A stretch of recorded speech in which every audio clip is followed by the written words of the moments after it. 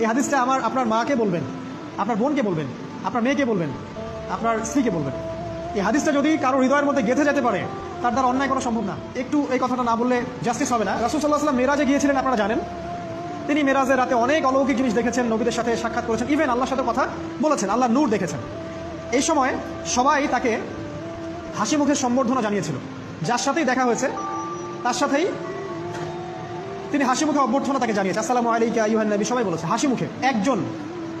একজন মালাক, একজন ফেরেশতা তাকে দেখে হাসেননি, একজন। আপনারা কি জানেন? রাসূল সাল্লাল্লাহু আলাইহি ওয়াসাল্লাম অবাক হয়েছিলেন। তিনি বলেছিলেন যে, ইয়া জিবরিল, ওর চেহারাটা এত গম্ভীর কেন? সে আমাকে দেখে হাসছে না কেন? তার মুখে হাসি নেই কেন? জিবরিল আমিন বলেছেন যে না, মালিক, তার নাম মালিক, সূরা যুখরুফের মধ্যে আছে, তার নাম মালিক। যেদিন থেকে আল্লাহ জাহান্নাম সৃষ্টি করেছেন, সেদিন থেকে তাকে জাহান্নামের দায়িত্ব দিয়েছেন, অর্থাৎ জাহান্নামের হেড অফ ডিপার্টমেন্ট, ইনচার্জ। সেদিন থেকে তার মুখের হাসি উঠে গেছে। আমরা দোয়া করি আমরা যেন তার সাক্ষাৎ না পাই। তার কাছে পারমিশন নিয়ে রাসূল সাল্লাল্লাহু আলাইহি ওয়াসাল্লাম জাহান্নামের দিকে তাকিয়েছিলেন, ভিতরে দেখেছেন কি আছে। তিনি পরে যা ব্যাখ্যা করেছেন তা হলো, আমি দেখলাম সেখানে খালি মেয়ে আর সেখানে খালি নারী আর নারী। এই হাদিসটা আপনার মাকে বলবেন, আপনার বোনকে বলবেন, আপনার মেয়েকে বলবেন, আপনার স্ত্রীকে বলবেন। এই হাদিসটা যদি কারো হৃদয়ের মধ্যে গেঁথে যেতে পারে, তার দ্বারা অন্যায় করা সম্ভব না।